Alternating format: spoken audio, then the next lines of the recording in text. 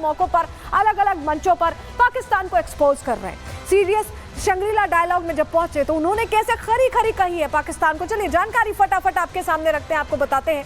भारत के सीडीएस ने Shangrila dialogue में हिस्सा लिया और यहाँ पर ऑपरेशन सिंदूर के बाद पहली बार, अभी तक उन्होंने कोई बयान नहीं दिया, उन्होंने पहली बार ये बयान दिया है।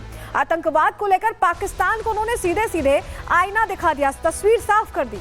सिर्फ भारत नहीं बदला, रणनीति भी बदली है, ये उन्होंने कहा। उन्होंने कहा कि तालियां बजाने के लिए दो हाथ चाहिए होते हैं, यानी दोनों तरफ से चाहिए होती है कोशिश, और अगर बदले में सिर्फ शत्रुता मिले तो दूरी बनाए रखना ही सही है। हमने तो कोशिश की थी, लेकिन हमारी कोशिशों का इन पर कोई असर नहीं हुआ, क्योंकि इनकी प्रवृत्ति ही वैसी है, इनकी प्रवृत्ति ही वैसी, और ये सुधरते नहीं है। और अब देखिए वहां पाकिस्तान से तस्वीरें सामने आ रही, जरा ये तस्वीर देखिए। जैश के आतंकी ने खुद ही बताया कि कैसे हालत एकदम खस्ता हो गई, मलबा बन गया है। ये तस्वीर हमने आपने नहीं देखी, ये खुद दिखा रहे हैं, ये खुद दिखा रहे हैं और बता रहे हैं कि सच्चाई क्या है। एक बार सुनिए क्या कह रहा है वो।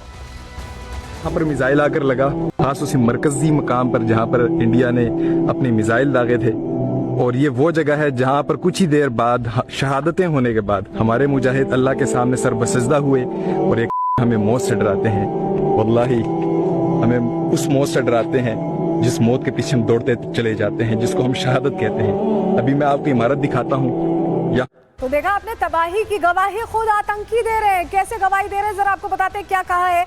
जैश के आतंकी पाकिस्तान में तबाही के सबूत अब दिखा रहे हैं। आतंकी ठिकानों का जैश के आतंकियों ने वीडियो बनाया और वीडियो में भारतीय मिसाइल की ताकत का भी जिक्र सामने आ रहा है। मिसाइल से तबाही जो मची है वो चारों तरफ मलबे के तौर पर दिखाई दे रही है। हमने आपको तस्वीर भी दिखाई। भारत ने पाकिस्तान में 9 आतंकी ठिकानों को निशाना बनाया था और उसकी तस्वीरें अब धीरे धीरे करके सामने आ रही। चलिए आगे बढ़ रहे हैं, जरा एक और तस्वीर आपको दिखाते हैं। देखिए ये सब तो चल रहा है, जहां पाकिस्तान बर्बाद हो रहा है, हमने पानी रोक दिया है, बहुत सारी चीजें चल रही, लेकिन पाकिस्तान में एक और चीज चल रही है।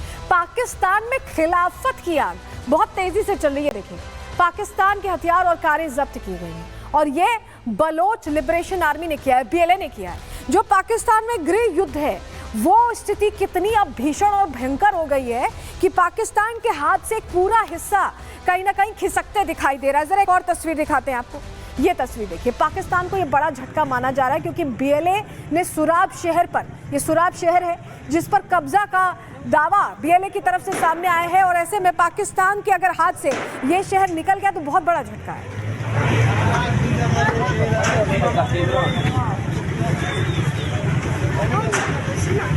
और देखिए सुराब शहर पर जब ये कह रहे हैं कि इन्होंने कब्जा कर लिया है, तो जरा अगली तस्वीर देखिए। ये देखिए अगली तस्वीर देखिए, बैंक है ये और बैंक के बाहर बलोच लड़ाके तैनात हैं।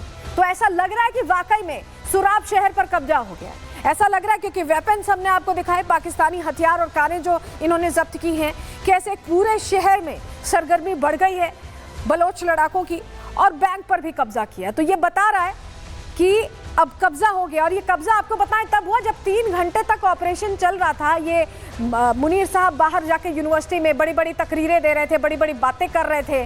उस दौरान बलोच लड़ाकों ने पूरी तरह से कब्जा कर लिया। हुआ क्या आपको बताते हैं डिटेल में। पाकिस्तान में बलोच लिबरेशन आर्मी ने दावा किया है कि सुराब शहर पर कब्जा कर लिया उन्होंने। बीएलए के प्रवक्ता ने बयान जारी करके पुष्टि की। सुराब शहर के कई पुलिस स्टेशन में उन्होंने आग लगा दी, कई सरकारी संस्थानों को आग के हवाले कर दिया। बीएलए ने कई अधिकारियों को हिरासत में लिया। बीएलए ने पाकिस्तानी फौज को खदेड़ने का भी दावा किया है। तो बीएलए कह रहा है कि अब सुराब शहर हमारा है और इसको लेकर उनकी तरफ से बाकायदा पोस्ट भी किया गया है। जरा आपको तस्वीर दिखाते हैं क्योंकि बीएलए कह रहा है कि अब हम बलूचिस्तान की आज़ादी तक थमने नहीं वाले। जरा तस्वीर दीजिएगा, ये तस्वीर देखिए, ये बीएलए का पोस्ट है और इसमें साफ लिखा हुआ है कि it takes complete control of Surab city, attacks carried out on state installations. ये बीएलए कह रहा है, यानी हमने पूरी तरह से कंट्रोल ले लिया है, पूरी तरह से कंट्रोल ले लिया है। अब सुराब शहर हमारे हाथ में है और जो इनके इंस्टॉलेशंस थे उन्हें हमने ध्वस्त कर दिया है। डिटेल में बताते हैं इस पूरे पोस्ट में इनकी तरफ से जो लेटर जारी किया गया है क्या लिखा है इसमें।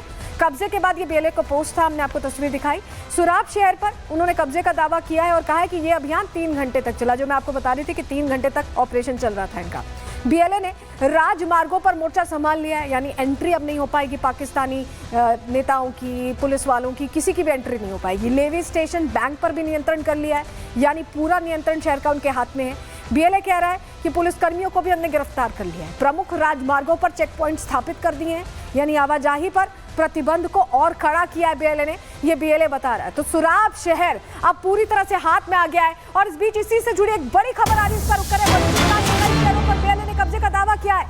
बलोच लड़ाकों ने पाकिस्तानी सैनिकों पर हमले किए, पाकिस्तानी सैनिकों के हथियार भी छीन लिए हैं और डर के मारे चौकी छोड़कर पाकिस्तानी सैनिक भागते दिखाई दे रहे हैं। तो तस्वीर आपको दिखाते हैं, जो दावा किया है अब वो और मजबूत होता दिखाई दे रहा है, क्योंकि ये जो तस्वीर देखिए, जहां अब पाकिस्तानी सेना, पाकिस्तानी पुलिसकर्मी सब भागने को मजबूर होते दिखाई दे रहे हैं, क्योंकि बीएलए ने चारों तरफ कब्जा करके अपनी पकड़ को बहुत मजबूत कर लिया है और बलूचिस्तान में हालात बहुत खराब होते दिखाई दे रहे हैं। लेकिन जरा आपको बताते हैं, अब पाकिस्तान का ऐसा लग रहा है कि उनके देश में ही पक्का इलाज हो रहा है। क्यों हम ऐसा कह रहे हैं, जरा डिटेल में समझिए, आपको बताते हैं।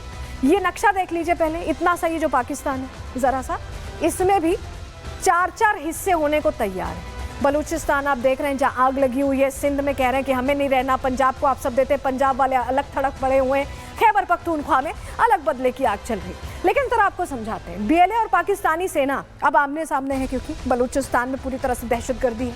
आज़ादी की मांग को लेकर विद्रोह हो गया है। पाकिस्तानी सेना पर टीटीडी का लगातार अटैक चला। खैबर पख्तूनख्वा की भी बात कर रहे हैं, पीओके की अब बात कर लेते हैं। पाकिस्तान के कब्जे से मुक्त होने के लिए पीओके में विद्रोह चल रहा है और पीओके तो हमारा है, तो कभी ना कभी हमारे साथ आना ही है। तो अब ये 4 टुकड़े होना पक्का है, आप ये समझिए। लेकिन अब जरा आपको बताते हैं अगली कड़ी। पाकिस्तान ने जिन चीनी हथियारों के दम पर खूब एक तरह से दिखाने की कोशिश की थी कि वो भारत का बदला ले सकते हैं, बहुत कुछ कर सकते हैं, वो अब वो हवा निकल गई उस दावे की। कैसे निकले जरा बताते हैं। ऑपरेशन सिंदूर में चीन के कबाड़ हथियारों की पोल खुली है। सबने देखा कि कैसे इनके PL-15 और इनके जो HQ-9 लड़ाके थे, वो सारी चीज़ें ध्वस्त हुई हैं। पाकिस्तान ने चीनी हथियारों का इस्तेमाल भारत के खिलाफ जमकर किया, लेकिन सब ध्वस्त हो गए। इनमें से कुछ मिसाइल फुस हो गए थे, फटे ही नहीं थे। हथियारों में चीन की PL-15 मिसाइल भी शामिल थी। इसको बहुत एंडोर्स करता है चीन, बहुत कहता है कि हमारी ये मिसाइल ऐसी है वैसी है। अब कैसी है ये तो युद्ध में पता चल गया। भारत के खिलाफ PL-15 भी नाकाम दिखाई दी। हथियारों की पोल खुली तो चीन को यह हजम नहीं हो रहा, बर्दाश्त नहीं हो रहा। उन्हें बेचना है ना, उन्हें बर्दाश्त नहीं हो रहा है। सवाल पूछे जाने पर चीन के पास अब कोई जवाब नहीं है। सवाल पूछे जाने पर चीनी रक्षा मंत्रालय को जवाब ही नहीं सूझा। उनसे पूछा जा रहा है कि अरे आपकी मिसाइल फेल हो गई क्या, तो उस पर उनके पास कोई जवाब नहीं है। जवाब देने के बजाय वो डिप्लोमेटिक ज्ञान देने लगे, कहने लगे कि दोनों देशों से शांति बनाए रखने की उन्होंने अपील की है। चीन कह रहा है कि उन्होंने दोनों देशों से अपील की है।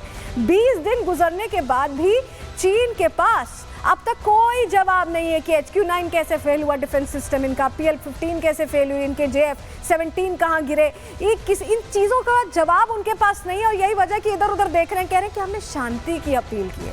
चीन और शांति की अपील कर रहा है। इसको लेकर डिफेंस एक्सपर्ट के सिन्हा क्या कह रहे हैं, उन्हें सुनिए।